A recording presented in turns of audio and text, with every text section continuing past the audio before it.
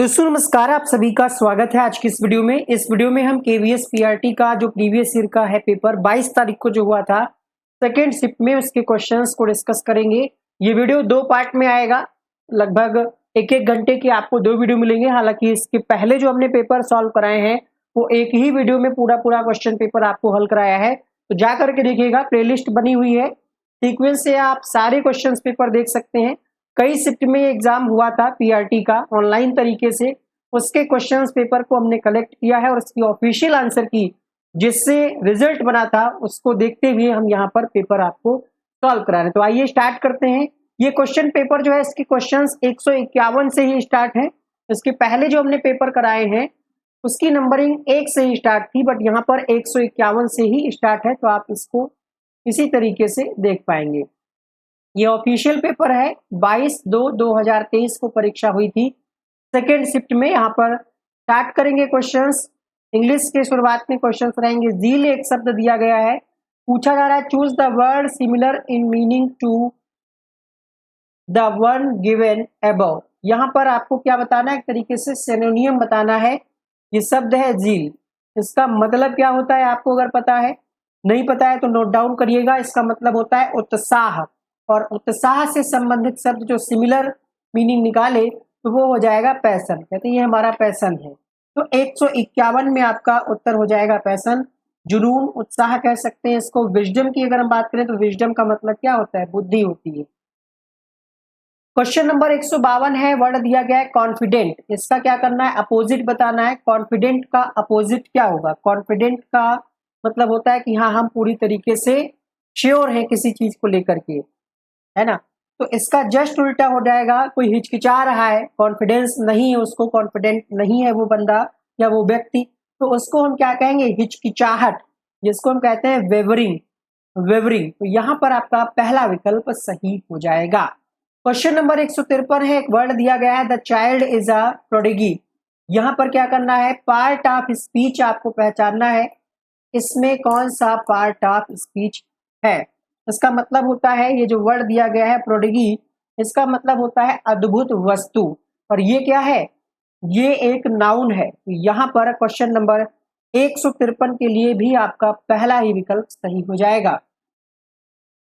अगला प्रश्न है प्रश्न संख्या 154। इसमें आपको पैसिव वॉइस में चेंज करना है। Choose the option in which voice in the above sentence has been correctly. तो यहाँ पर वर्ड सेंटेंस दिया है the cat killed the rat. The cat killed the rat का क्या हो जाएगा, passive voice.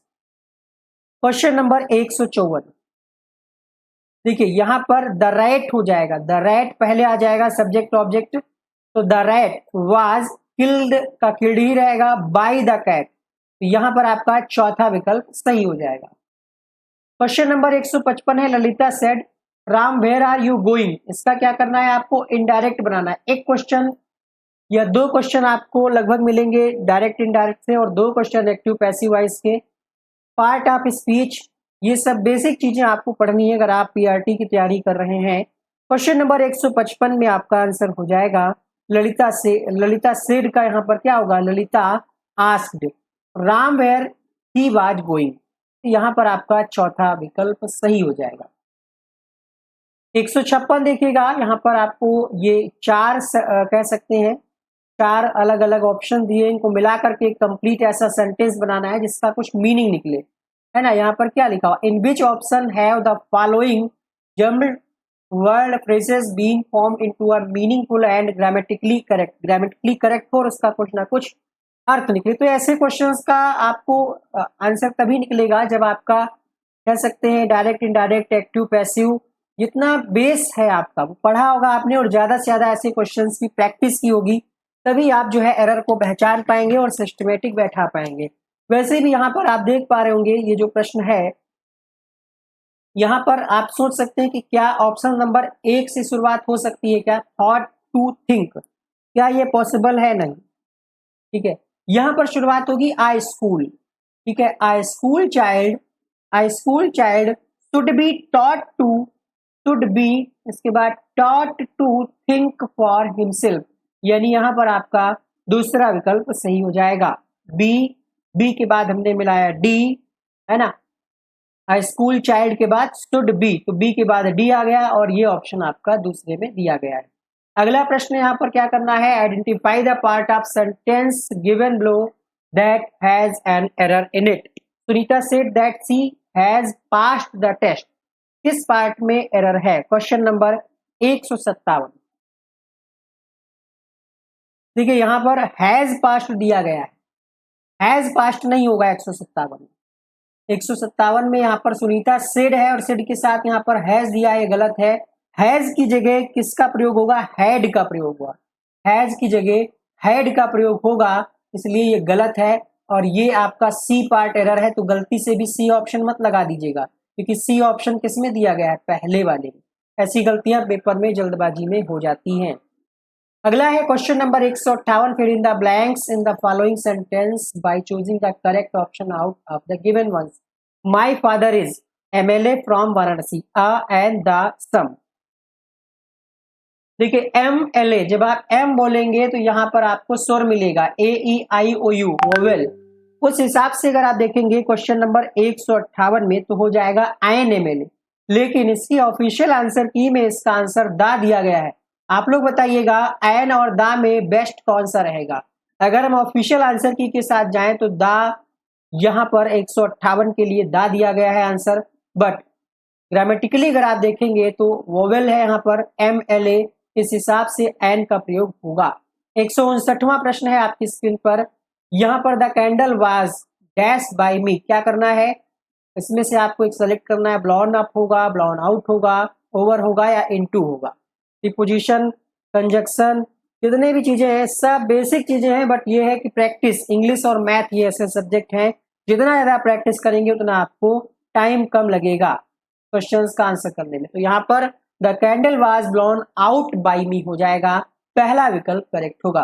Fill in the blank in the following sentence by choosing the correct option out of the given ones. The PM has dash many changes in the country, brought up, brought into, out या फिर about.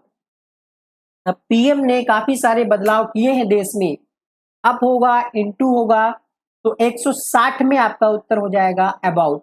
देश के बारे में या देश के लिए काफी सारे चेंजेस, काफी सारे बदलाव किए हैं। आगे जो क्वेश्चन स्टार्ट हो रहे हैं ये है जनरल हिंदी के, 11 से 20 लिखा हुआ है, बट ये किसी वजह से यहाँ पर नंबरिंग जो है जिसने भी पेपर को सेट किया है वो 161 से हिंदी के क्वेश्चन स्टार्ट हो रहे हैं। क्वेश्चन आईडी यहाँ पर 161 है, होना चाहिए था 11। चलिए कोई बात नहीं। प्रश्न पूछ रहा है गद्यांश के अनुसार शिक्षा किन गुणों को विकसित करने वाली होनी चाहिए?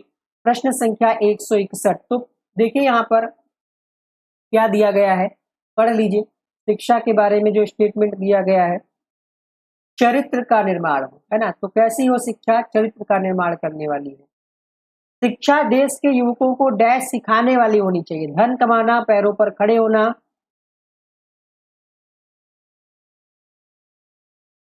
देखिए यहाँ पर लिखा हुआ है बुद्धि विकसित हो और देश के युवक अपने पैरों पर खड़े हो सके, मतलब कुछ कमा सके, अपने पैरों पर खड़े होने वाली होनी चाहिए शिक्षा।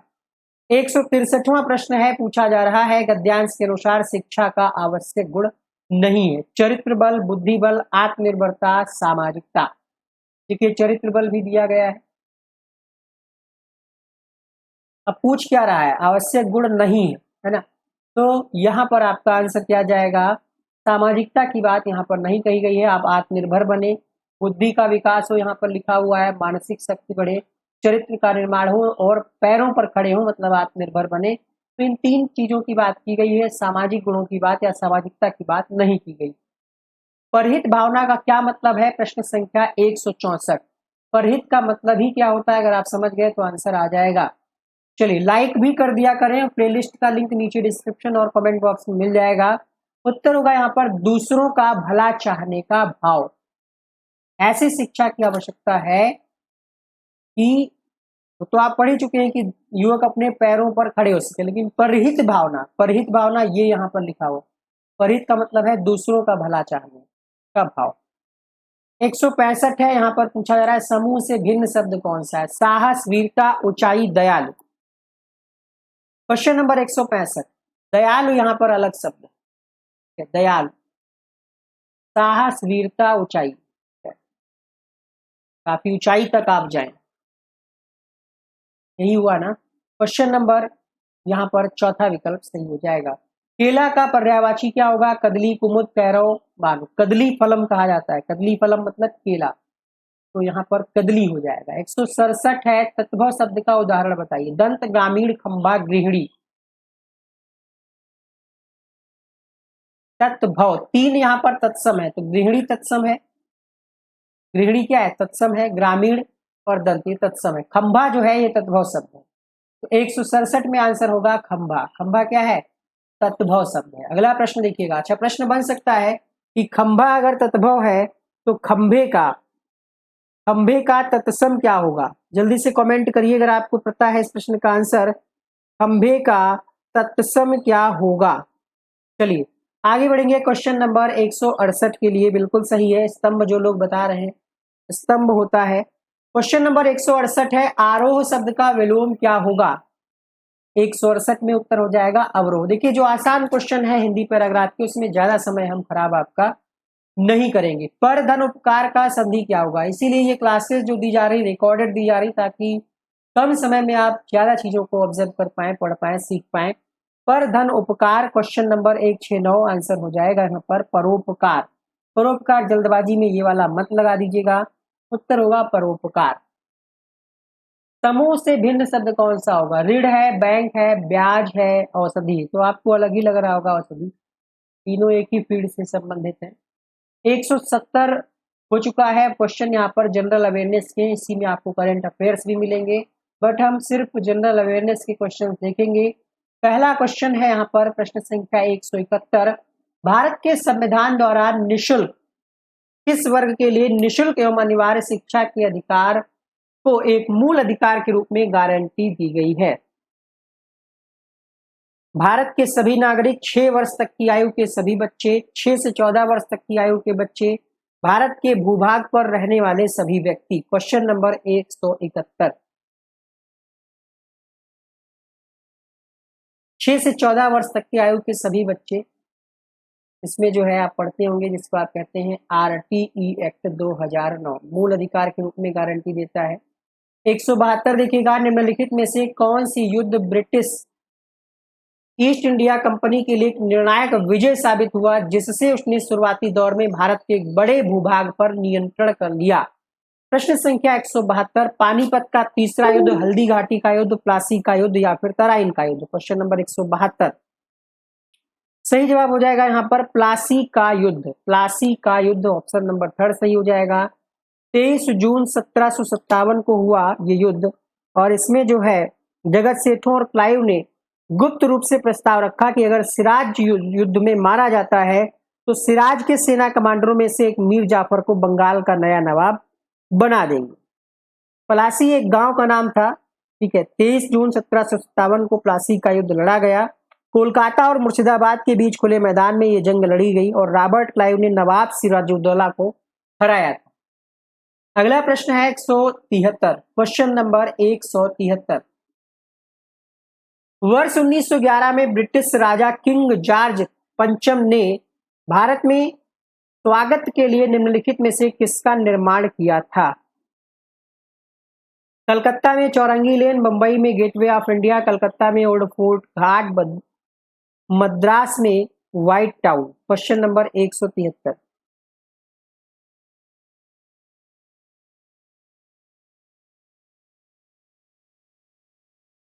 सही जवाब होगा क्वेश्चन नंबर 173 के लिए यहाँ पर gateway of India, gateway of India Mumbai में। Which of the following determines the pitch of the sound, यानी साइंस से ये क्वेश्चन है, पूछा जा रहा है कि निम्नलिखित में से क्या ध्वनि के स्वर का निर्धारण करता है? क्वेश्चन नंबर 174 सही जवाब होगा 174।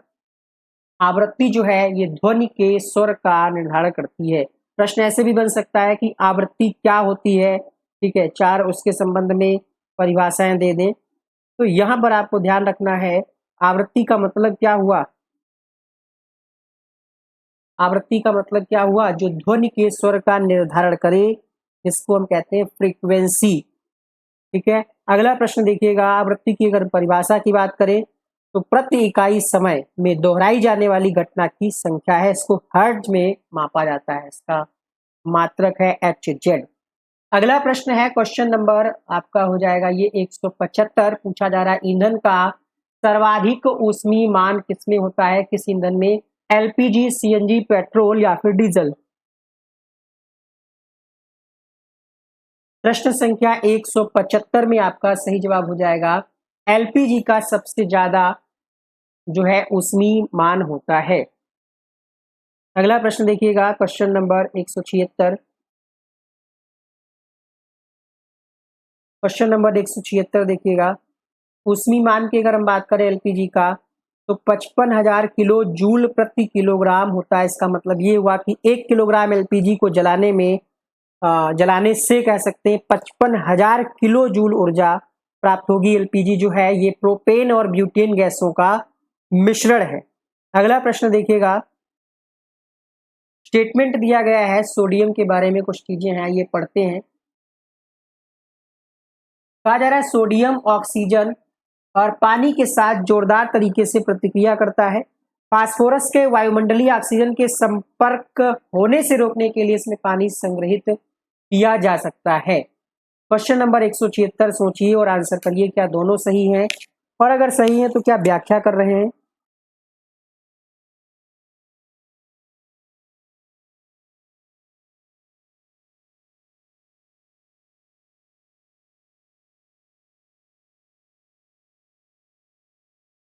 सही जवाब होगा 176 के लिए। देखिए, सोडियम ऑक्सीजन और पानी के साथ क्रिया करता है, ये बात एकदम सही है।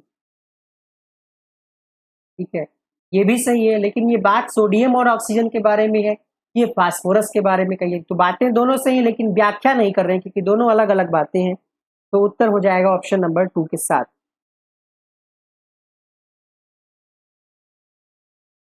अक्टूबर, ये देखिए करंट अफेयर्स के क्वेश्चंस को हम स्किप कर रहे हैं क्योंकि 2022 के 21 के करंट अफेयर्स हैं, इनको पढ़ने का कोई मतलब नहीं है। करंट अफेयर्स आप डेली अगर अभी से पढ़ रहे हैं तो अच्छी बात है। क्वेश्चन नंबर 180 में पूछा गया है भारत सरकार द्वारा विश्व मात्स्यिकी दिवस कब मनाया गया, यानी वर्ल्ड फिशर्स डे।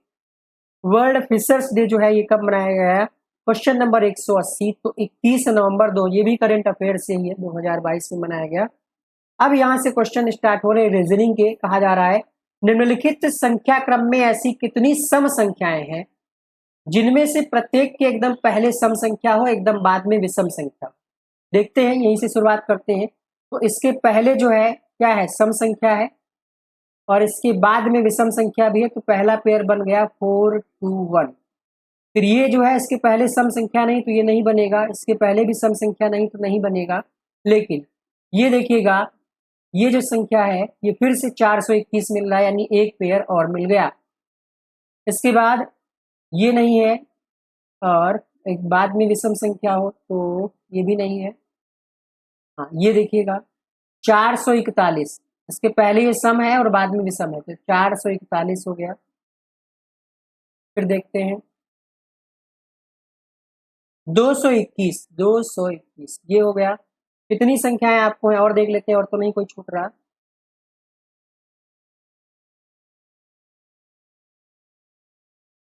ठीक है, 1 2 3 4, 4 संख्याएं हैं ये, काउंट कर लीजिएगा। 421 दो बार आ रहा है, 441 और 221।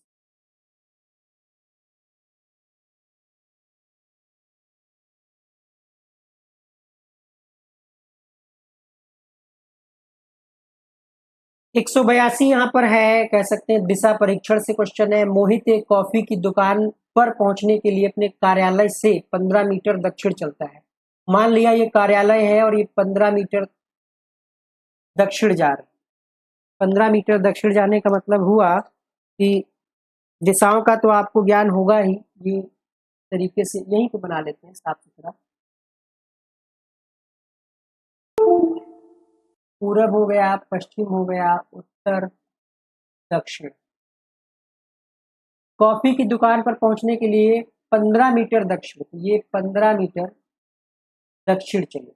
फिर बाईं ओर घूमते हैं बाईं ओर घूमते हैं और पार्क पहुंचने के लिए 25 मीटर चलते हैं, 25 मीटर चले, फिर वहां से बाईं ओर घूमते हैं और ट्रैफिक सिग्नल के लिए 50 मीटर चले, फिर 50 मीटर चले, फिर बाईं ओर घूमते हैं अपने घर पहुंचने के लिए 10 मीटर चले, 10 मीटर चले। अब पूछ क्या रहा है, ये ऑफिस था, कार्यालय था, कार्यालय था और ये घर था। ये दिशा पूछी जा रही है, कार्यालय से क्या पूछ रहा है, उसका घर से उसका कार्यालय किस दिशा में है, तो ये वाली दिशा आपको निकालनी है। तो ये आपकी ये वाली दिशा आपकी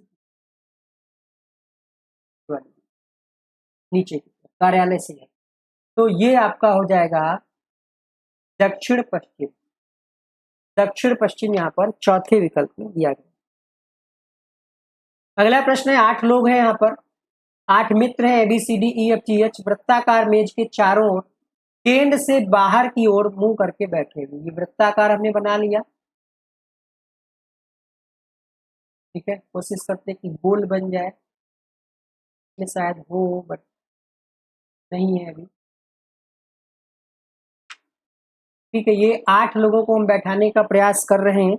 सबसे पहले क्या कह रहा है कि ए और डी एक दूसरे के सामने है, लेकिन पता नहीं है कि ए यहाँ है या यहाँ है, यहाँ है या यहाँ है, यहाँ है या यहाँ है। कितने लोग हो गए, 2 4 5 6, एक और बनेगा। अब 8 लोगों की जगह फिक्स हो गई, तो ए को अभी नहीं बैठाएंगे। आगे कहा जा रहा है ए जी के दाईं और तीसरे स्थान पर। अब किसी ना किसी को तो हमें बैठाना होगा, तो मान लेते हैं कि ए को कहीं तो बैठाना होगा हमें। ए जी के दाईं ओर है, तो जी अगर जी को हम मान ले कि यहाँ पर है, जी को यहाँ पे मान ले, तो ए जी के दाईं ओर तीसरे स्थान पर, 1 2 3, ए हो गया। सी ई के बाईं ओर तीसरे स्थान पर है, और इसके बाद जी ई के दाईं ओर, तो जी के बाद हमें ई की कंडीशन मिल रही है, जी जो है ई के दाईं ओर तीसरे स्थान पर, तो ई यहाँ हो जाएगा 1 2 3, ठीक।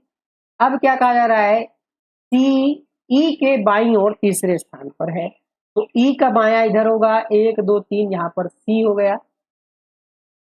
ए और डी एक दूसरे के सामने बैठे, ए की जगह कंफर्म है, तो डी यहां पर हो जाएगा आमने सामने।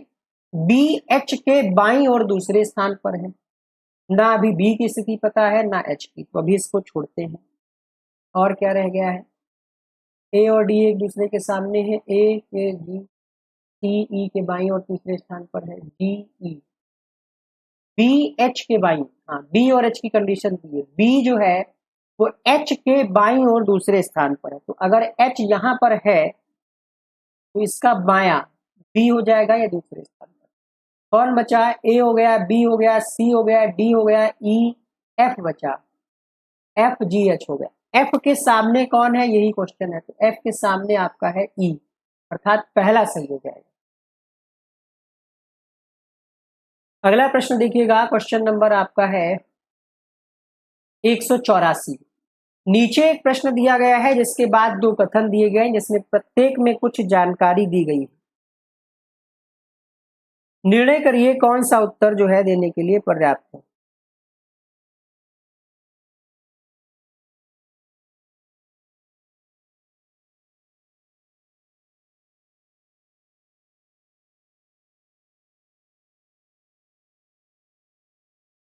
देखिए यहाँ पर वजन की बात कही जा रही है, लेकिन प्रश्न आपका क्या है कि ये 5 महिलाएं हैं, सबसे कम वजन किसका है, सबसे कम वजन, यानी अगर सबके बारे में कंडीशन कुछ ना कुछ दिया है, A B C D E, तो हम बता लेंगे कि सबसे कम किसका है। ए के बारे में दिया है कि ये बी से अधिक है, बी के बारे में क्या कहा जा रहा है, सी जो है बी से अधिक वजन की है, डी के बारे में ये कहा जा रहा है, ई के बाद सबके बारे में दिया है, तो हम आसानी से बता सकते हैं कि सबसे वजन कम है किसका, लेकिन इसके लिए हमें इन दोनों कथनों की आवश्यकता होगी, तभी हम डिक्लेयर कर पाएंगे। तो यहाँ पर हम आंसर क्या करेंगे 184 के लिए, कि दोनों ही कथन मिला करके, कथन फर्स्ट कथन सेकंड। अगर हम सिर्फ कथन पहला लें तो सिर्फ सी बी और ई की कंडीशन पता है तो हम सबसे कम नहीं बता पाएंगे, या हम सिर्फ कथन दूसरा ही लें तो सिर्फ ए बी और डी की कंडीशन पता है तो हम सबसे कम कैसे बता पाएंगे, पांचों में हमें देखना है, तो इसका तीसरा सही हो जाएगा। एक डायग्राम दिया गया है, देखिएगा 185। डायग्राम में ई जो वृत्त है खिलाड़ियों का है, एफ गायकों का है और जी संगीतकारों का है, एच नर्तकों का है। प्रश्न है कितने गायक, संगीतज्ञ, नर्तक भी हैं, खिलाड़ी नहीं। हमें कौन कौन देखने हैं? गायक वाले, संगीतज्ञ वाले देखने हैं,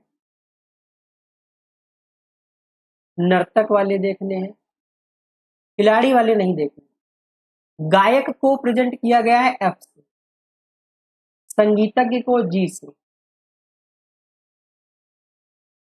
नर्तक को एच से। तो कोई ऐसी संख्या जो एफ में हो, जी में हो और एच में हो, लेकिन खिलाड़ी ई में ना हो, ई में वो संख्या नहीं होनी चाहिए। ठीक, ये वृत्त दिए गए हैं। ऑप्शन से देख सकते हैं हम, एक संख्या को अगर ले लें, एक संख्या देखिए ये दी गई है, तो ये वृत्त ई में भी आ रही है, लेकिन हमें ई वाला लेना नहीं, तो ये नहीं होगा, है ना, क्योंकि क्वेश्चन क्या कह रहा है? खिलाड़ी नहीं हो, और ई वाला जो है वो खिलाड़ी को प्रेजेंट कर रहा है, यहाँ पर क्वेश्चन में दिया गया। तो पहला तो नहीं होगा। दूसरा जो है संख्या दी गई है दो, दो वाली जो संख्या है ये यहाँ पर दी गई, ये देखिए यहाँ पर दी गई है, ये ई वाले वृत्त में नहीं आ रही, इस वाले वृत्त में नहीं आ रही। लेकिन क्या हमें ये देखना होगा कि क्या ये गायक यानी एफ में है, जी में है, एच में है या नहीं। दो वाली जो संख्या है वो जी वाले वृत्त में है, क्योंकि ये जी वाला यहाँ से आया है। एफ की अगर बात करें तो एफ वाला ये वृत्त यहाँ से आया, इसके अंदर भी दो है। एच की अगर बात करें तो इसके अंदर भी दो, यानी ये दो संख्या ऐसी है, दो गायक, संगीतज्ञ भी है, नर्तक भी है, लेकिन खिलाड़ी नहीं, तो यही सही हो जाएगा। बाकी के अगर हम ऑप्शंस की बात करें, 5 दिया गया है तो 5 ई में है, ठीक है, एच में है, लेकिन जी में नहीं है। ये देखिए जी के अंदर 5 नहीं आ रहा है, जी से बाहर जा रहा है, तो हमें लेना तो जी वाला, इसलिए 5 और 7 नहीं होगा, सिर्फ और सिर्फ इसका दूसरा विकल्प सही हो जाएगा। अब क्वेश्चन है आपका कंप्यूटर से, कंप्यूटर से 36 से 40। Which are the following is build range in MS Excel. अब एमएस एक्सेल के बारे में पढ़ा है तभी आप आंसर जान पाएंगे कि विद्यमान रेंज कौन सी है। 186 A2 अनुपात C5 यहाँ पर सही जवाब हो जाएगा। 187 है, निम्नलिखित में से कौन सा सॉफ्टवेयर एक यूटिलिटी सॉफ्टवेयर है? MS word, Google Chrome, antivirus या फिर मीडिया प्लेयर। क्वेश्चन नंबर 187 सही जवाब होगा एंटीवायरस सॉफ्टवेयर, एंटीवायरस सॉफ्टवेयर। 188 उस प्रकार के साइबर अपराध की पहचान कीजिए जिसमें किसी फोन या टैबलेट में एक उपयोगी सॉफ्टवेयर समझकर डिवाइस में मालवेयर इंस्टॉल किया जाता है।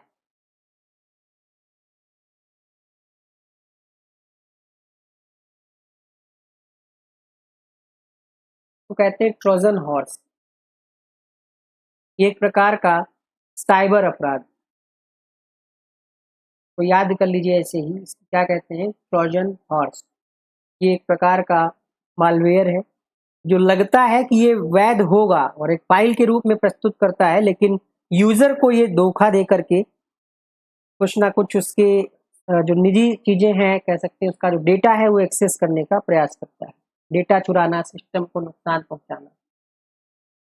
189 पूर्ववर्ती वर्ण के आरंभ में कर्सर को लाने के लिए कौन सी की का प्रयोग किया जाता है? कौन सी शॉर्ट की का प्रयोग किया जाता है? प्रीवियस वर्ड पे आपको जाना है। क्वेश्चन नंबर 189 में आपका उत्तर हो जाएगा कंट्रोल के साथ ये वाला एरो जो होता है इसको आप दबाएंगे तो आप पहुंच जाएंगे। 190 सारा अपर केस और लोअर केस में करेक्टर टाइप करने के बीच टॉगल करने के लिए एक मैजिक की का प्रयोग करती है। क्या आप इस मैजिक की पहचान कर सकते हैं? सिंपल सी बात है, आपको स्मॉल लेटर और कैपिटल लेटर में कुछ चीजें टाइप करनी है, तो आप कौन सी की का प्रयोग करते हैं कैपिटल करने के लिए? कैप्स लॉक ऑन करते हैं, कैप्स लॉक हो जाएगा। 191 से और आगे के जो क्वेश्चन 60 क्वेश्चन आपको मिलने वाले हैं वो हैं सब्जेक्ट पेडागोजी से, आंसर कीजिएगा।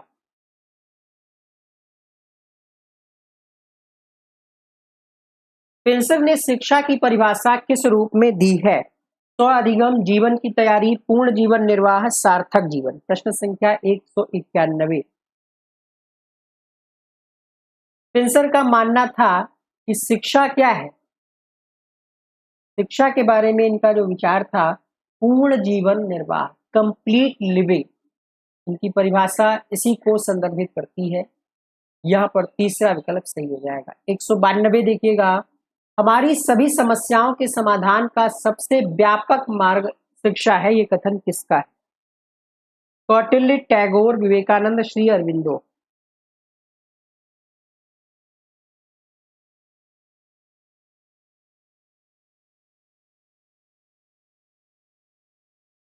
क्वेश्चन नंबर 192 में उत्तर हो जाएगा टैगोर की परिभाषा। 193, राष्ट्रीय शिक्षा नीति 2020 के अनुसार बाल वाटिका क्या है? बाल वाटिका के अंतर्गत 3 से 6 साल के बच्चों के लिए ये डिजाइन की गई है, प्रारंभिक शिक्षा की पहल है, केवीएस के द्वारा शुरू किया गया है। लेकिन यहाँ पर 3 से 6 वाला ऑप्शन नहीं है, 3 से 5 वाला है, तो हमें नियरेस्ट यही लगाना होगा। 193 में आपका चौथा विकल्प सही हो जाएगा। इसका उद्देश्य 3 से 6 साल के बच्चों को प्रारंभिक बचपन देखभाल और शिक्षा प्रदान करना है, संज्ञानात्मक, भावात्मक, सामाजिक और शारीरिक रूप से विकसित करने में मदद करना है। बाल वाटिका 1, बाल वाटिका 2 और बाल वाटिका 3 शामिल हैं, जो कि 3 से 4, 4 से 5 और 5 से 6 वर्ष तक के बच्चों के लिए कैटेगरी वाइज यहाँ पर डिवाइड किया गया है। 194 में पूछा जा रहा है, अप्रकट्य पाठ्यक्रम क्या है, हिडन करिकुलम क्या है? मूल्यों और मान्यताओं की अनौपचारिक ज्ञान प्राप्ति पर बल दिया जाना, विहित अधिगम प्रतिफल, पाठ्य पुस्तकों में प्रच्छन्न पाठ्यचर्या, विहित औपचारिक पाठ्यक्रम।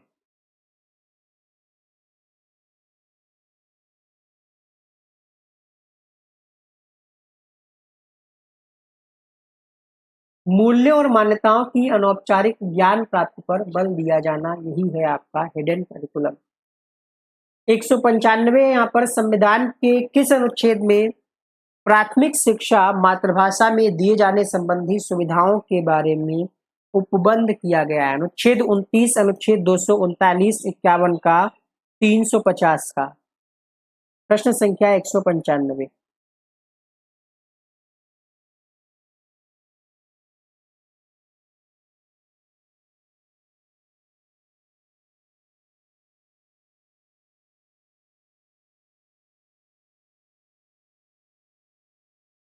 अनुच्छेद 350 का के अंतर्गत। 196 देखिएगा, विद्यालय में अधिगम स्थान क्या होता है? विच what is learning space in school? सही जवाब होगा यहाँ पर जहां पर आप अच्छे माहौल में भय रहित तरीके से सीख पा रहे हो, भय रहित मॉडल में सुव्यवस्थित कक्षा। सिर्फ आरामदायक, सिर्फ डेस्क से काम नहीं चलेगा, सिर्फ सबसे जरूरी क्या है कि बिना भय के, भय रहित, आप व्यवस्थित तरीके से आपको एक माहौल अच्छा मिले। 197 में पूछा जा रहा है, किशोरावस्था में बालक और बालिकाओं की विद्यालय से क्या अपेक्षा रहती है?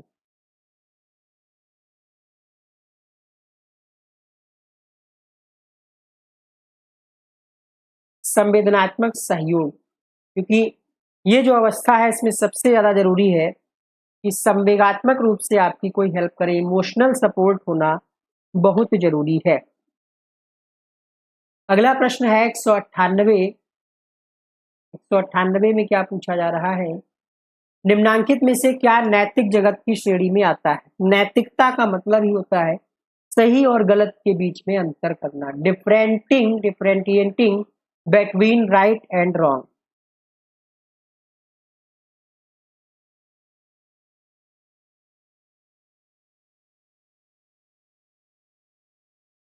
199 है, बाल्यावस्था में विकास कार्य को बढ़ावा देने वाला अनिवार्य कारक है।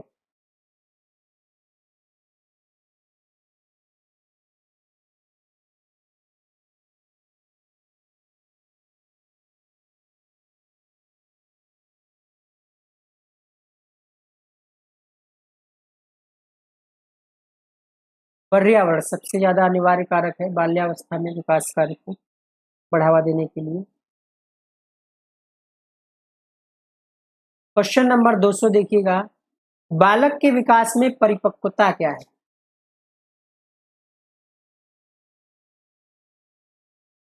रुचि, अनुभूति, संवेग बालक के विकास में शारीरिक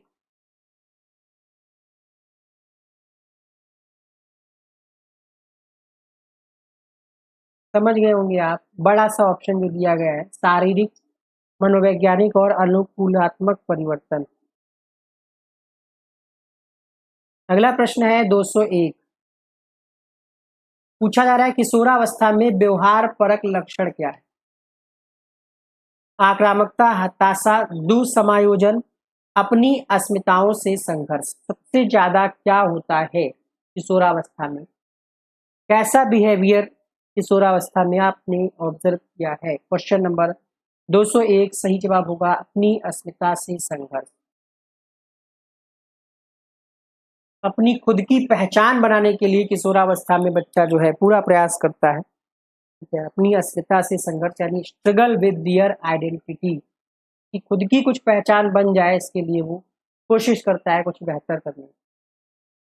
202 देखिएगा, निम्नांकित में से क्या अधिगम के लिए कक्षा में बालक के सबलीकरण में सहायक होगा? रचनावाद, यथार्थवाद, संसक्तवाद, व्यवहारवाद। ये तो आपने नहीं पढ़ा होगा संसक्तवाद। अधिगम के लिए कक्षा में सबलीकरण, empower the child, classroom in learning. रचनावाद, constructivism. Feedback system in classroom is necessary for, जो प्रतिपुष्टि फीडबैक दिया जाता है, क्यों दिया जाता है, क्यों जरूरी है? प्रशासनिक अपेक्षा के लिए, अध्यापकों और विद्यार्थियों के आत्म सुधार के लिए, विद्यार्थियों के अधिगम स्तर के मापन के लिए, या फिर अध्यापकों की क्षमता जानने के लिए?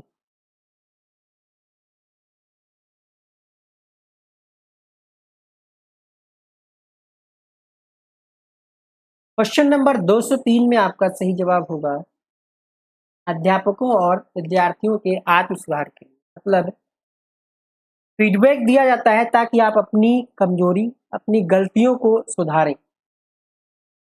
करें, टीचर भी करे और विद्यार्थी भी करे, जिसकी जहां पर जो त्रुटि हुई है। 204 में पूछा जा रहा है पेडागोजी क्या है, शिक्षा शास्त्र क्या है?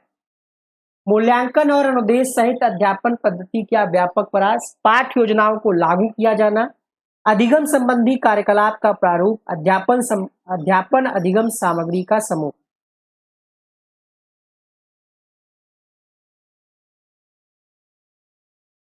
मूल्यांकन और अनुदेश सहित अध्यापन पद्धति का व्यापक प्रयास, यानी हिंदी में नहीं समझ में आ रहा, देखिएगा पेडागोजी का मतलब ये है, एक ब्रॉड रेंज है टीचिंग मेथोडोलॉजी की, जिसमें इंक्लूडिंग असेसमेंट एंड इंस्ट्रक्शन। इसमें क्या होता है, असेसमेंट भी होता है और अनुदेशन भी होता है और अध्यापन भी होता है। यहाँ पर आपका पहला विकल्प। 205 देखिएगा, निम्नांकित में से क्या सामुदायिक अधिगम का उदाहरण हो सकता है? कक्षा का कार्य, परियोजना आधारित अधिगम, प्रयोगशाला में किया गया कार्य, अध्यापक द्वारा पूछे गए मौखिक प्रश्न। सामुदायिक, कम्युनिटी लर्निंग, समुदाय से आप अगर कुछ सीख रहे हैं तो उसका एग्जाम्पल आपको खोजना है। प्रोजेक्ट बेस्ड लर्निंग, अगर कोई प्रोजेक्ट पे आप काम कर रहे हैं समुदाय की सहायता से, तो ये एक अच्छा एग्जाम्पल होगा कम्युनिटी बेस्ड लर्निंग का। एनईपी 2020 के अनुसार जो विद्यालयी संरचना है उसका प्रारूप पूछा जा रहा है। ये क्वेश्चन लगभग हर सेट में केवीएस के पीआरटी के एग्जाम में पूछा गया था।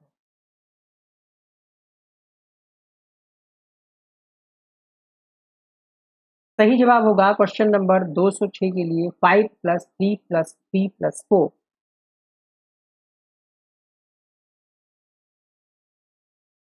अध्यापकों और विद्यार्थियों के मध्य किस प्रकार के संबंध में अधिगम का संवर्धन होता है?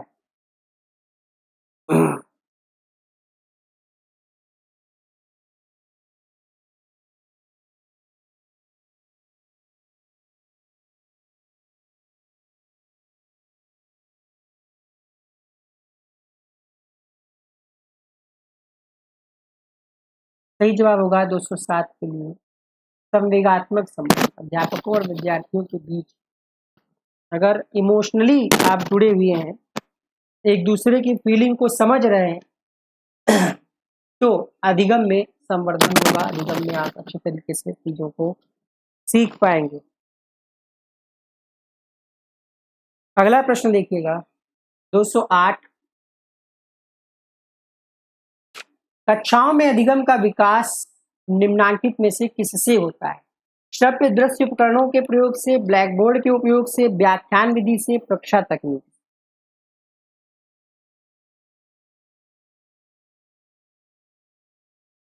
अधिगम का विकास, ये सभी चीजों से होता है। चुनना आपको एक ही है, एक वही सही है जो एवीएस ने आंसर दिया है। बेस्ट चुनना है इन चारों विकल्पों में। चारों का उपयोग आप करते होंगे, लेकिन अधिगम का विकास करना, learning is in classroom, enhance करना है, बढ़ोतरी करनी है, तो श्रव्य दृश्य उपकरणों का प्रयोग करिए, टेक्नोलॉजी का प्रयोग करिए। 209 है फोनोलॉजी, स्वर विज्ञान निम्नांकित में से किससे संबंधित है? वाक ध्वनि का सृजन, व्याकरण का उपयोग या प्रयोग, संप्रेषण या फिर नियमों की समझ।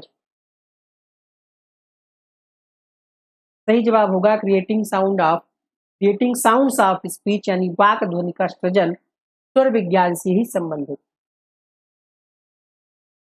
अनुभवात्मक अधिगम क्या है? खेल एकीकृत अधिगम, हस्तगत अधिगम, अनौपचारिक अधिगम, अधिगम का समूह में विमर्श पद्धति। अनुभव आधारित, एक्सपेरिमेंटल। कैसे करेंगे? हैंड्स ऑन लर्निंग, हस्तगत अधिगम ही कहा जाएगा। 211 देखिएगा, शिक्षा मंत्रालय द्वारा प्रतिपादित दीक्षा का क्या प्रयोजन है? ऑपरेशन ब्लैक बोर्ड, प्राथमिक शिक्षा का सार्वभौमिकीकरण, डिजिटल अवसंरचना संसाधन,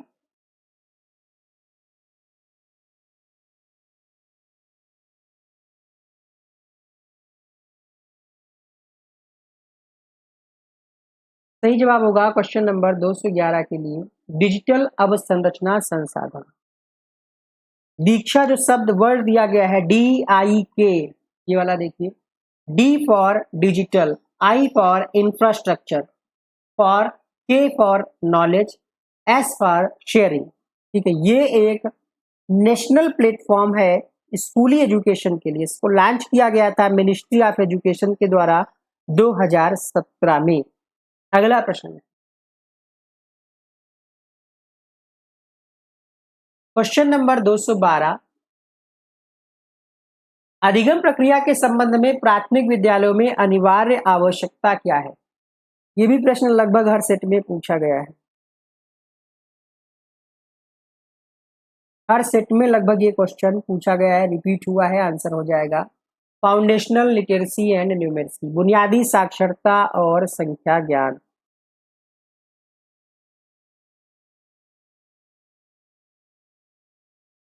अनौपचारिक शिक्षा से आपका क्या तात्पर्य है?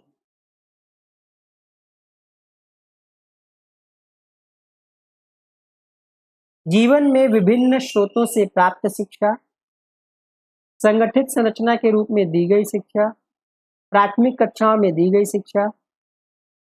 क्वेश्चन नंबर 213 सही जवाब होगा अनौपचारिक का मतलब क्या है? विभिन्न स्रोत से, बिना किसी सिलेबस के, बिना किसी टाइम टेबल के जो आप सीख रहे हैं वो अनौपचारिक में ही आएगा। जिस भी सोर्स से आप सीख रहे हैं, मार्केट जा रहे हैं वहां आप सीख रहे हैं, ठीक है, बाथरूम में या किचन में, कुछ भी आप करते करते सीख रहे हैं।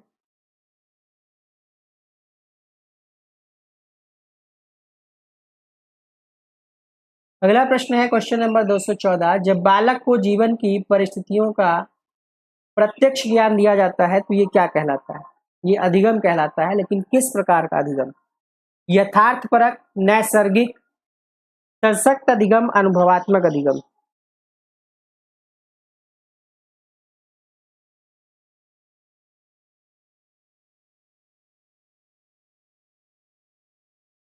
क्वेश्चन नंबर 214 में आपका सही जवाब हो जाएगा अनुभवात्मक अधिगम, क्योंकि ये आप अनुभव के माध्यम से प्रत्यक्ष ज्ञान को सीख रहे हैं, जीवन की परिस्थितियों के माध्यम से सीख रहे हैं।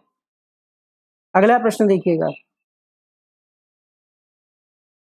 215, वन का दौरा करने से बालक में निम्नांकित में से क्या विकसित होगा?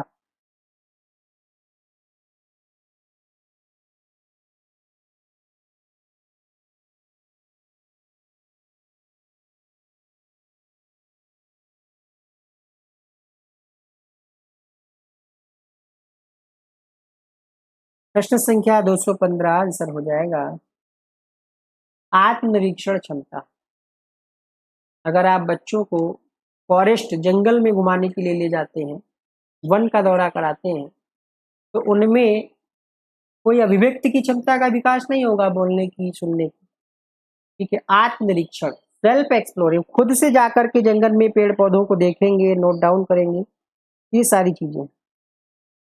अगला प्रश्न देखिएगा,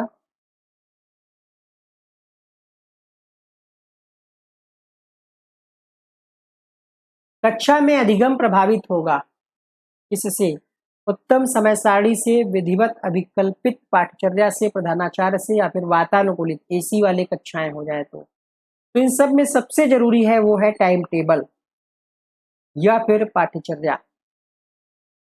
what would affect learning in classroom, देखिए पाठ्यचर्या ज्यादा जरूरी है। टाइम टेबल अगर नहीं है तब भी आप अपने हिसाब से टेम्परेरी, ठीक है, काम चला सकते हैं, लेकिन पाठ्यचर्या ही नहीं होगी तो आप बच्चों को क्या, किस आधार पे, किस बेस पे, उनके मानसिक स्तर के हिसाब से क्या ऐसे प्रैक्टिस कराने लगेंगे, क्या सिखाने लगेंगे। तो यहाँ पर दूसरा विकल्प 216 के लिए सही हो जाएगा। 217 है, निम्नांकित में से क्या कौशल विकास से सहचरित है।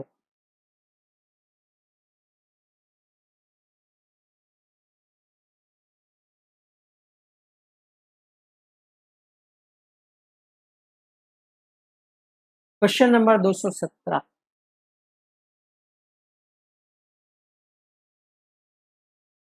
साइकोमोटर डोमेन, कौशल विकास पूछ रहा है। स्किल डेवलपमेंट जो होता है, स्किल डेवलपमेंट, ये साइकोमोटर से संबंधित होता है।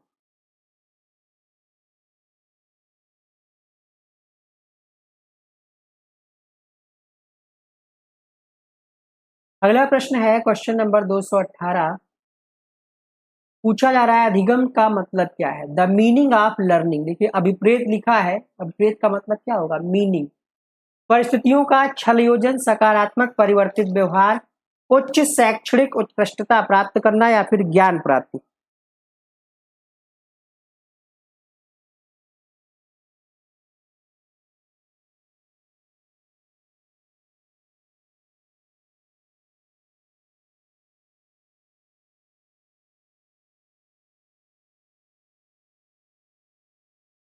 क्वेश्चन नंबर 218 उत्तर हो जाएगा सकारात्मक परिवर्तित व्यवहार। यानी अधिगम का मतलब क्या है, व्यवहार में स्थायी परिवर्तन हो और वो सकारात्मक हो, वही अधिगम है। सिर्फ ज्ञान प्राप्त कर लेना ही अधिगम नहीं है। अगर वो ज्ञान अस्थायी है तो वो अधिगम नहीं होगा ना। स्थायी ज्ञान प्राप्त हो और उससे कुछ सकारात्मक परिवर्तन आए। 219 से, विद्यालय में पाठ्यचर्या का प्रयोजन क्या है। पाठ्यचर्या से क्या होता है, purpose of curriculum in school is, परीक्षा आयोजित करना नहीं, पाठ्यक्रम पूरा करना नहीं। अगला ऑप्शन क्या कहता है देखिएगा, अधिगम के लक्ष्यों का मानकीकरण, ये सही होगा। अगला प्रश्न देखिएगा क्वेश्चन नंबर 220, पर्यावरण माहौल निम्नांकित में से किसका तत्व, संसक्तवाद, यथार्थवाद, व्यवहारवाद, रचनावाद। पर्यावरण जो है ये व्यवहारवाद का तत्व है, बिहेवियरिज्म, क्योंकि रचनावाद तो करके सीखने पर जोर देते हैं। 221 देखिएगा, अधिगम निःशक्तता क्या है, ऑटिज्म है, डिस्ग्राफिया है। ये ऐसा क्वेश्चन है डिसाइड कर पाना थोड़ा सा मुश्किल है, इसलिए इसके तीनों ही आंसर सही हैं। और यही बात आयोग ने, कह सकते हैं, उसने भी इसके आंसर की तैयार की है। फाइनल आंसर की में जिसने 2 लगाया उसको भी नंबर मिला, जिसने 3 लगाया उसको भी नंबर मिला, जिसने 4 लगाया उसको भी नंबर मिला। 2, 3, 4 इसके तीनों ही आंसर हैं। 222 देखिएगा, विद्यालय में सामान्य मानसिक विकार है, व्यवहारात्मक विकार, सामाजिक विकार, दुश्चिंता विकार, संवेदी विकार। कॉमन है, मेंटल डिसऑर्डर जो है आपको देखने को मिलेगा बच्चों के बीच, वो होता है दुश्चिंता विकार, एनएग्जाइटी, है ना, बुरी चिंताएं, टेंशन, मानसिक अवसाद। 223 देखिएगा, मनोदर्पण स्कीम किसके द्वारा शुरू की गई। स्वास्थ्य और परिवार कल्याण मंत्रालय, शिक्षा मंत्रालय, नागर विमानन मंत्रालय, कृषि मंत्रालय। क्वेश्चन नंबर 223,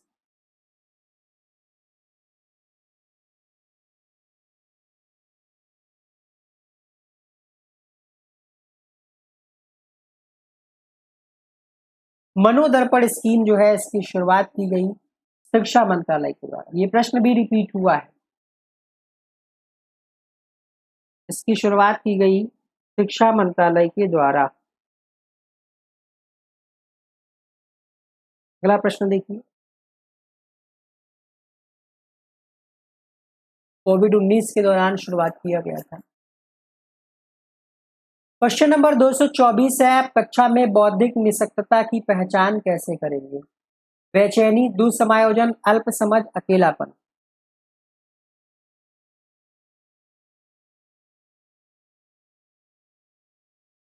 अगर कोई बच्चा बेचैन है तो उससे हम नहीं अंदाजा लगा सकते कि वो बौद्धिक निःशक्तता से संबंधित है ना। अल्प समझ, उसको समझने में दिक्कत हो रही, कुछ भी आप बता रहे हैं वो समझ नहीं पा रहा है, ये हम कह सकते हैं बौद्धिक निःशक्तता का उदाहरण है। Poor comprehension. तीसरा विकल्प सही होगा। Question number 225, which step wood from intervention of दिव्यांगजन, निम्नांकित में से किस उपाय को दिव्यांगजन के लिए प्रयुक्त किया जाता है? आकलन और सहायता, शारीरिक सहयोग, शारीरिक चिकित्सा, संवेदनात्मक सहयोग। देखिए, सबसे पहले हम आकलन करेंगे कि दिव्यांगजन को क्या समस्या आ रही है ना, फिर उसकी हम सहायता उसी हिसाब से करेंगे। असेस एंड असिस्ट, आकलन और सहायता। क्वेश्चन नंबर अगला देखिएगा 226, मानसिक स्वास्थ्य की समस्याओं से निपटने के लिए एक स्कूल को क्या करना चाहिए? परामर्श, चिकित्सीय उपचार, सामाजिक संवेगात्मक अधिगम का एकीकरण, अभिभावकों के साथ बार बार संवाद। 226, इसके भी डबल आंसर सही है। परामर्श भी जरूरी है, सामाजिक संवेगात्मक अधिगम का एकीकरण भी जरूरी का ऑफिशियल आंसर भी यही है, पहला और तीसरा दोनों सही। 227 देखिएगा, बालकों को मानसिक संबंधी समस्याओं के निवारण में अभिभावक की क्या भूमिका है? माता पिता को किशोरावस्था संबंधी समस्याओं के संबंध में जानकारी होनी चाहिए। ठीक है। किशोर बालकों के साथ साझा कार्यकलापों में गुणवत्ता पूर्वक समय व्यतीत करना चाहिए। ठीक है, पहला भी सही लग रहा है, दूसरा भी सही लग रहा है। घर घर परामर्शदाता तो नहीं हो सकते। ठीक है, चिकित्सीय उपचार बाद में, सबसे पहले अगर आप गार्जियन हैं, अभिभावक हैं और बच्चे को अगर मानसिक संबंधी कोई समस्या है तो किशोर बालकों के साथ साझा कार्यकलापों में गुणवत्ता परक समय व्यतीत करिए। जानकारी है, लेकिन सिर्फ जानकारी से काम नहीं चलेगा भाई, समस्याओं के संबंध में जानकारी से काम नहीं चलेगा, बल्कि साझा कार्यकलाप गुणवत्ता पर, मतलब साथ में टाइम स्पेंड करें, उनसे पूछें, बातचीत करें, एंजॉय करें, एक्टिविटीज के माध्यम से उनसे पूछें कि बेटा आपको किसी भी चीज में कोई दिक्कत तो नहीं आ रही है। ठीक है, जो भी चैलेंजेस आ रहे हैं आप हमसे शेयर करो। क्वेश्चन नंबर 228 है, निम्नांकित में से क्या गंभीर मानसिक विकार है? ऑप्शन है सिजोफ्रेनिया, डिप्रेशन, दुश्चिंतता या फिर द्विध्रुवी विकार। सही जवाब होगा सिजोफ्रेनिया जो है ये एक गंभीर मानसिक विकार है। ठीक है, क्या कहते हैं इसको? सिजोफ्रेनिया। अब इससे संबंधित जो जानकारी है आप जानना चाहेंगे, ये होता क्या है इसमें, ये किससे संबंधित है? इसको हम मनोभ्रंश भी कहते हैं। ये एक मानसिक बीमारी होती है, कहीं ना कहीं सोचने की जो क्षमता है वो व्यक्ति खो देता है, व्यवहार उसका बदल जाता है, ये सिजोफ्रेनिया कहा जाता है। अगला प्रश्न है, पढ़िएगा और आंसर करिएगा।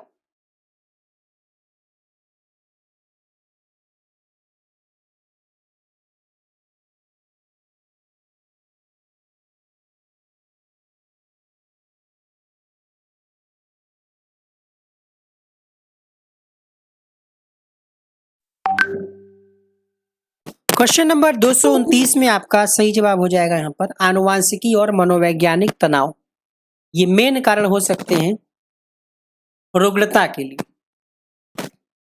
रुग्णता का मतलब मेंटल इलनेस, मानसिक रूप से अगर आप परेशान हैं, मानसिक रुग्णता है, तो मनोवैज्ञानिक तनाव और कुछ आनुवांशिकी का भी प्रभाव हो सकता है। Why community is an important teaching and learning centre, बताइए निम्नांकित में से किस कारणवश समुदाय एक महत्वपूर्ण अध्यापन अधिगम केंद्र होता है? ये स्कूल का विकल्प है? नहीं। ये अनौपचारिक है इसलिए नहीं। ये इसलिए होता है क्योंकि ये वास्तविक परिस्थिति में कार्य करने का अवसर मिलता है। अगर आप समुदाय में लोगों से जा करके मिल रहे हैं तो ये वास्तविक रियल लाइफ से जोड़ करके आप चीजों को सीख रहे हैं, कार्य करने का अवसर मिल रहा है, सीखने का अवसर मिल रहा है। स्कूल के नेता का सबसे महत्वपूर्ण गुण क्या है? नेता मतलब एक तरीके से प्रधानाध्यापक, प्रिंसिपल, मैनेजमेंट, दृढ़ संकल्प, सहयोग, योग्यता, आक्रामकता। 231वें प्रश्न में उत्तर हो जाएगा दृढ़ संकल्प, पहला विकल्प सबसे महत्वपूर्ण गुण। 232 है नेता का अवगुण क्या है? सिंपल है, अलग ही निगेटिव ऑप्शन दिख रहा है। निराशावादी दृष्टिकोण जो है ये अवगुण है, बैड क्वालिटी है। 233 है प्रभावी नेता के रूपांतरकारी नेतृत्व संबंधी विचार के अनुसार प्रभावी नेता लोगों को अभिप्रेरित और प्रेरित करता है। अगला देखिए, अगला ऑप्शन अपने स्वयं के संगठन की गति निर्धारित करता है, लक्ष्य की प्राप्ति के लिए सामान्य निर्देश देता है और उपकरण उपलब्ध कराता है, व्यक्ति को अपनी क्षमता का दोहन करने के लिए प्रशिक्षित करता है। आपके अनुसार पूछ रहा है भाई, नहीं, प्रभावी नेता के रूपांतरकारी, ये चीज ध्यान रखिएगा। ट्रांसफॉर्मेशनल लीडरशिप, इसके अंतर्गत वो अपने लोगों को मोटिवेट करता है, इंस्पायर करता है, ठीक है, प्रभावी नेता। 234 देखिएगा, what is the role of NCT in school education? NCT की क्या भूमिका है? अध्यापकों के लिए प्रशिक्षण कार्यक्रमों का आयोजन, अध्यापक शिक्षा में मानकों को बनाए रखना, भर्ती तो नहीं कराता है, न्यायिक कल्याण को देखता है, ठीक है, स्टैंडर्ड फिक्स करता है, कुछ पाठ्यक्रम या कुछ चीजें जो है मानक जो है वो तय करने की जिम्मेदारी एनसीटी की। Which one of the following cantt be a nature of leader? नेता की प्रकृति नहीं हो सकती, जवाबदेही होती है, ईमानदारी होनी चाहिए, विश्वास भी होना चाहिए, आत्मविश्वास में कमी नहीं होनी चाहिए। 25 में 235 में तीसरा विकल्प सही है। 236 देखिएगा, सत्तावादी नेतृत्व में अंतर्भूत मुख्य पदबंध निम्नलिखित में से कौन सा है? क्वेश्चन नंबर 235 हो चुका है, 236 है ये। मैं आपको बताता हूं कि ये कैसे किया जाता है। हम बड़ा स्वप्न देखें और मानक निर्धारित करें। मैं आपको कार्य निष्पादन के लिए साधन और स्वायत्तता दूंगा। मैं निर्देश देता हूं, आप उसका अनुपालन करो। मैं निर्देश देता हूं, आप उसका अनुपालन करो, क्योंकि ये सत्तावादी नेतृत्व है तो ऑर्डर ही करेगा नेता जो होगा, ठीक है।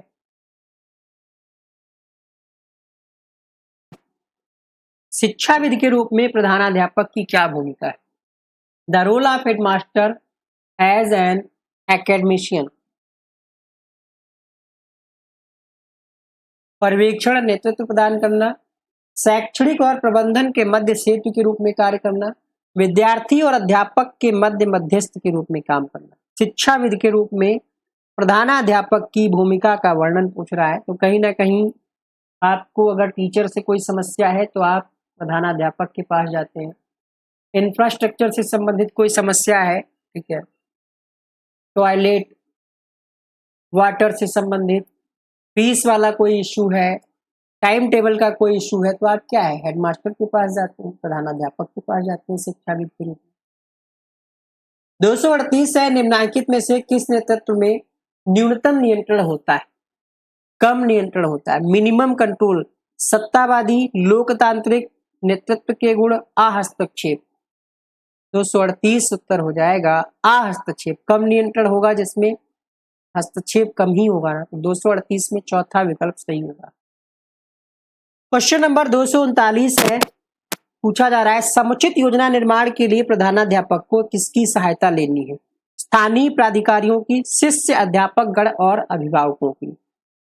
शायद आगे बढ़ने की आवश्यकता नहीं है, अगर समुचित योजना बनाना है, प्रॉपर प्लानिंग करनी है, तो स्टूडेंट, प्यूपिल्स, टीचर्स यानी स्टाफ और गार्जियंस, पेरेंट्स, तीनों को मिलाकर के आप सलाह लेकर के प्लान कर सकते हैं। स्कूल असेंबली का मुख्य कार्य क्या है? आत्म अनुशासन को बढ़ावा देना, सूचना का संप्रेषण, सांस्कृतिक कार्यक्रमों का आयोजन, उपस्थिति में। आत्म अनुशासन को बढ़ावा देना, डिसिप्लिन के लिए ही तो किया जाता है। ये सुबह जो चेतना सत्र होता है, असेंबली होती है। स्कूलों में व्यावसायिक परामर्शदाताओं की अनुपलब्धता के फलस्वरूप क्या हो सकता है? अगर व्यावसायिक परामर्शदाता नहीं है स्कूलों में, तो इसका क्या दुष्परिणाम है? अभिप्रेरणा स्तर में ह्रास होगी, पढ़ाई में रुचि होगी। देखिए, बच्चे और मानसिक रूप से बीमार हो जाएंगे, डिप्रेशन में जा सकते हैं, यानी मानसिक रुग्णता बढ़ जाएगी अगर परामर्शदाता नहीं। अगर परामर्शदाता है तो बच्चे अपनी समस्या का समाधान परामर्शदाताओं से कर सकते हैं। पहला ऑप्शन करेक्ट। अगला प्रश्न है 242, निम्नांकित में से किसके स्थान पर राष्ट्रीय शिक्षा नीति 2020 आई? 242 1986 के स्थान पर आई है, नई से, क्योंकि ये तो एनसीएफ है तो इसके स्थान पर नहीं आई। 1986 के बाद ये आई है 2020। राष्ट्रीय शिक्षा नीति 2020 में सामाजिक और आर्थिक रूप से वंचित समूह में अधिगम को बढ़ावा देने के लिए किस पर बल दिया गया है? विशेष स्कूल, एकलव्य विद्यालय, आदर्श विद्यालय, मुक्त और दूरस्थ अधिगम। ओपन एंड डिस्टेंस लर्निंग, मुक्त और दूरस्थ अधिगम पर जोर दिया।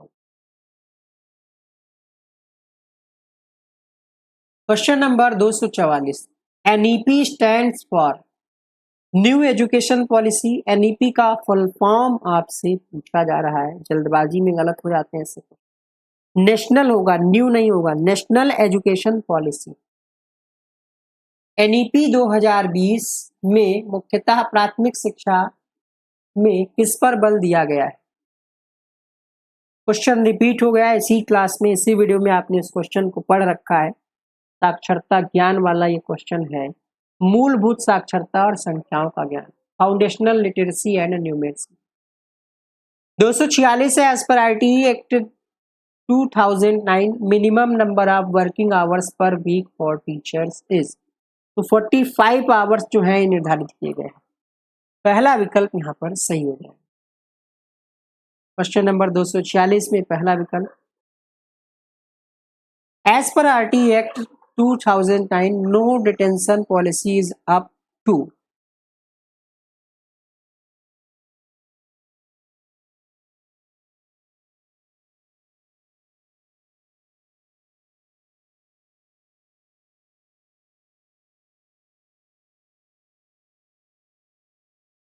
दो सौ सैतालीस में आंसर हो जाएगा,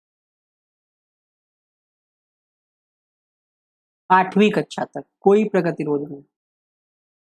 248, शिक्षा का अधिकार अधिनियम 2009 की किस धारा में अध्यापकों की नियुक्ति और सेवा शर्तों का उल्लेख किया गया है? अच्छा, 248 है ये, और आंसर होगा धारा 23 में। धारा 23 में 248। 249 देखिए, आरटी से लगभग 5 क्वेश्चन है, अच्छे से पढ़िए, डीप में पढ़िए। पूछा जा रहा है, शिक्षा का अधिकार अधिनियम 2009 की धारा 3 के अनुसार विद्यालय को निम्नांकित में से किस वर्ग तक के बालकों का विद्यालय में प्रवेश अस्वीकृत नहीं करना चाहिए? क्वेश्चन नंबर 249, उत्तर होगा 6 से 14 वर्ष। अगला प्रश्न है, शिक्षा का अधिकार अधिनियम 2009 के अनुसार किसी विद्यालयों के लिए भी उपबंध है कि वे कक्षा 1 में कमजोर वर्ग के बालकों को प्रवेश देंगे। ऐसे कमजोर वर्गों के बालकों के प्रवेश का प्रतिशत क्या निर्धारित किया गया है? 10%, 15%, 20%, 25%। क्वेश्चन नंबर 250,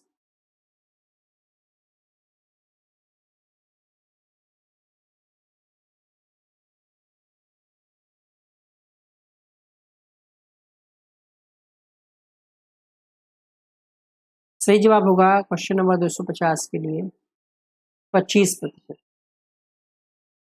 यहाँ से क्वेश्चन स्टार्ट हो रहे हैं हिंदी के। दो बार हिंदी और इंग्लिश के क्वेश्चंस दिए गए हैं। देख लेते हैं ये वीडियो कितना बड़ा हो गया। हम सोच रहे हैं इसको 2 पार्ट में कराएं। एक साथ आप लोग 2 घंटे का वीडियो नहीं देख पाते हैं, इसलिए इस क्लास को यहीं पर हम वाइंड अप करते हैं, है ना। क्वेश्चन आपके कितने हो गए? हमने 180 से स्टार्ट किया था और 180 से हम पहुंच गए हैं 250 तक।